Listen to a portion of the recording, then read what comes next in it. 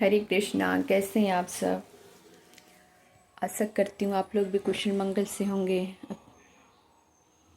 अभी अभी आई हूँ मैं मंदिर से। बजरंगबली की मंदिर गई हुई थी। पास ही में एक बजरंगबली का मंदिर पड़ता है, तो बहन के घर गई हुई थी, वहीं से आई हूँ। हमारे गोपाल जी यहाँ बैठे हुए हैं। कहीं जाती हूँ तो बता करके जाती हूँ, और आती हूँ तो उनसे मिलना पड़ता है।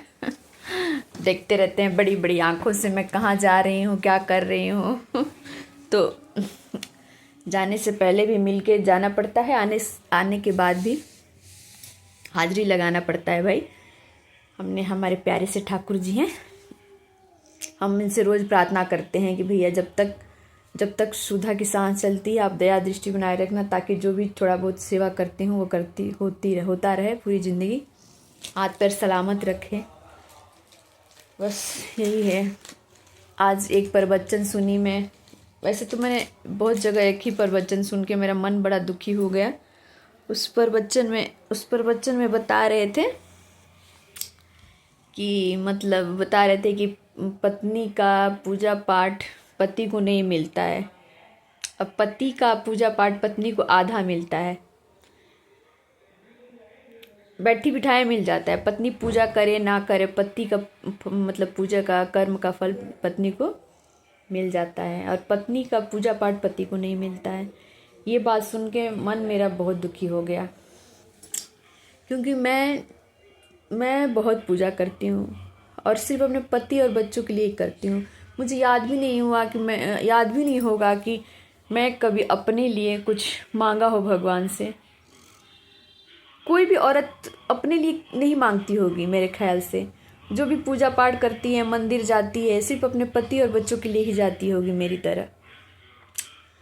तो वैसे सब वही बता रहे थे कि हर जगह लिखा हुआ पत्नी का पूजा पाठ नहीं मिलता है, पाप मिलता है। मेरा मन इतना दुखी हो गया मत पूछे। मैं महादेव जी के मंदिर गए। मैंने कहा महादेव जी, हमारे पति इतना काम में व्यस्त रहते हैं कि वो कुछ नहीं करते हैं, पूजा पाठ भी नहीं करते हैं। कहूँगी करने के लिए तो बाय द वे 100 दिन में 2 दिन चले जाएंगे मंदिर या कुछ कर लेंगे। कहते तुम कर रही हो ना, बस ठीक है, कोई तो कर रहा है ना। तो मैं ये सोचती थी कि चलिए इतना बिजी रहते हैं, काम धाम में फुर्सत नहीं है, मैं तो कर रही हूँ। मैं सारा पूजा पाठ अपने पति के लिए ही करती हूँ, अपने बच्चों के लिए ही करती हूँ। यही सुन के मेरा मन तब से बहुत दुखी है कि बताइए। लेकिन मैं सूरज भगवान का जल कल डाल रही थी, तो मैं उनसे बोल रही हूँ, उनको मैं साक्षी मान के मैं बोलती, हे भगवान, जितना मेरा जो भी मैं पूजा पाठ करती हूँ उसमें से 4 भागों में बांट देना। 1 भाग मेरा, 1 भाग मेरे पति का, और 1 भाग दोनों बच्चों का। एक भाग दोनों बच्चों का। मैं कभी भी पूजा मंदिर में जाती हूँ करनी यही कहती हूँ, वह मेरे पूजा का फल मेरे पति और बच्चों को भी देना। मुझे तो, अपने लिए तो मैं कुछ मांगती नहीं हूँ, कोई भी नहीं औरतें मांगती होंगी। शादी होने के बाद और बच्चे होने के बाद तो औरतें सिर्फ बच्चे और पति के लिए ही जीती होगी। मेरे ख्याल से सभी जीती हैं अपने अपने पति के लिए। कोई ऐसी औरत होगी जो नहीं होगी ऐसा करती होंगी। क्योंकि वो सलामत तो हम सलामत, वो खुश तो हम खुश। पति और बच्चों की खुशी में ही हमारी खुशी है। पूरा दिन गुजारते हैं हम उन्हीं, कभी बच्चों के इंतज़ार में, कभी पति के इंतज़ार में, और मन ही मन 1000 प्रार्थनाएं चलती रहती है। बच्चे स्कूल से सही सलामत आए, पति घर सही सलामत आए। मैं भगवान दिन भर में मैं मन भगवान से मैं प्रार्थना करती रहती हूँ। कम से कम 10 बार तो ज़रूर प्रार्थना करती हूँ, और शाम होती है एक बार पति के पास ज़रूर हालचाल पूछने के लिए जो रोज़ फ़ोन करती हूँ। बोलते हैं क्या क्या क्या काम है? मैं बोलती हूँ कि मेरे ये रोज़ का रूटीन है आपका हालचाल जानने के लिए। सुबह से गए हुए शाम को टाइम एक बार ज़रूर फ़ोन करके मैं पूछ ही लेती हूँ। बच्चों का वही है, थोड़ा सा लेट हो जाए मन इतना परेशान हो जाता है। और मैं थोड़ा सा डरपोक हूँ भी, इसलिए ज़्यादा पूजा पाठ करती हूँ। मैं बचपन में खो गई थी, तब से मुझे खोने का बहुत डर लगता है भाई। मैं कभी कहीं भीड़ में आती जाती हूँ, जाऊँगी तो अपने बच्चों की तरह मैं अपने पति का हाथ पकड़ के रखती हूँ। मैं वैष्णो माता गई थी, एक बार मतलब दिखाई नहीं दे रहे थे, कहाँ। मेरे बोले यहाँ खड़े रहो, मैं खड़े रही आधा घंटे तक, आए नहीं आए नहीं। मैं रोना शुरू कर दी, मैं बहुत रोने लगी। से एक वहाँ आदमी था, पूछ बेटा क्यों रो रही हूँ। मैंने कहा मेरे पति दिखाई नहीं दे रहे हैं।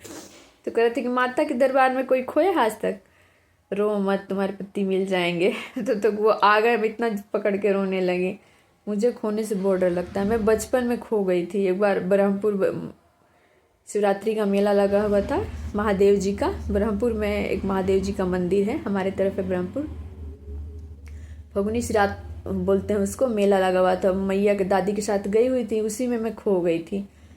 फिर मेरे एक भाई थे, दिनेश नाम है, वो मुझे ढूंढे। तब से मुझे सपने भी आते हैं खोने की। कभी मैं खुद खोने का सपना आएगा, कभी बच्चे खोने के सपने आएंगे, कभी मतलब मन में डर जो बैठा है ना बचपन से, वो अभी तक गया नहीं है। तो रात में सपने देखूंगी, मैं सुबह उठ के प्रार्थना करूंगी, हे भगवान ये दिन कभी ना आए, किसी भी माँ से बच्चे को या कोई खोए। आप लोग कैसे हैं कमेंट करके बताइएगा। मेरा ब्लॉग कैसे लगता है आप लोग कमेंट करके बताइएगा। अभी मैं बाहर जा नहीं रही हूँ, इसलिए घर के अंदर से ही ब्लॉग बना रही हूँ। कुछ ना कुछ तो डालना है, जब हमने कहा है कि हम हर दिन कुछ ना कुछ ब्लॉग बना करके डालेंगे ही। और वो भी एक दिन, वो भी समय आएगा जब कोई कैमरा पकड़ने वाला रहेगा और मैं काम करते हुए ब्लॉगिंग करूँगी, और मैं बाहर जाऊँगी वहाँ भी ब्लॉगिंग करूँगी। ऐसे मैं शादी में जाने वाली हूँ, बिहार जाने वाली हूँ, वहाँ का भी ब्लॉगिंग आएगा। और मैं अपने गांव का नाम भी आप लोगों को बताऊँगी। ये नाम मैं अपने गांव जाकर ही बताऊँगी, क्योंकि मेरा गांव बहुत सुंदर है। मेरे गांव में गंगा जी बहती हैं। लेकिन नाम मैं अपने गांव जाकर ही बताऊँगी, अपने गांव का नाम।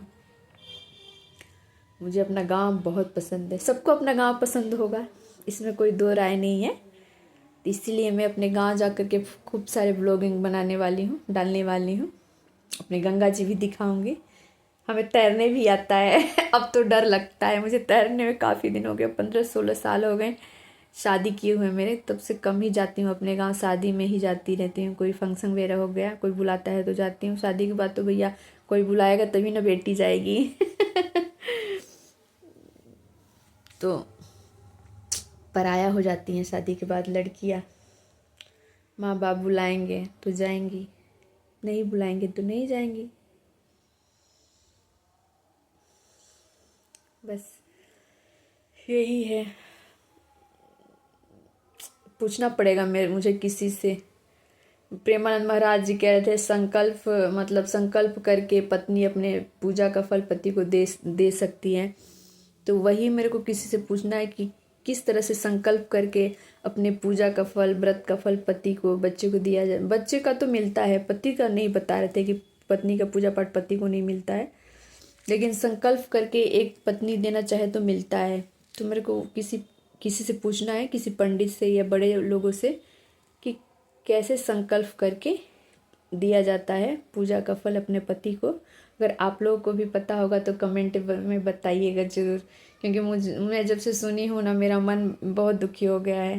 क्योंकि मैं बहुत पूजा पाठ करती हूँ और सिर्फ अपने पति और बच्चों के लिए ही करती हूँ।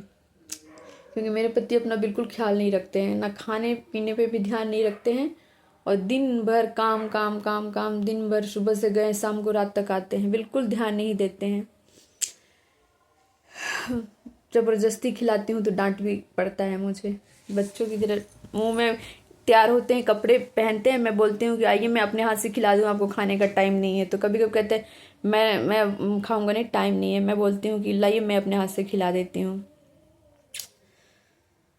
एक दो को और खाएंगे, वो भी डांट डांट के, जैसे मेरे ही पेट में खाते हैं। आप लोग ज़रूर कमेंट करके बताइएगा अगर पता होगा तो। Bye, good night. अब जा रही हूँ मैं। आज मंदिर गई थी, खाने की तैयारी अभी मुझे सोचना है। एक तो सोचना पड़ता है कि शाम को क्या बनाएं, दोपहर में क्या बनाएं, सुबह क्या बनाएं। कोई बताने वाला रहता है तो एक मतलब टेंशन दूर रहता है। जैसे कि हमारी सास नहीं है, हमारे ससुर भी नहीं है, हमारे पति के मम्मी पापा नहीं है। अगर होते तो वो उनसे पूछ लेती भाई खाने में आज क्या बनाऊं, या वो बताते अपने पसंद।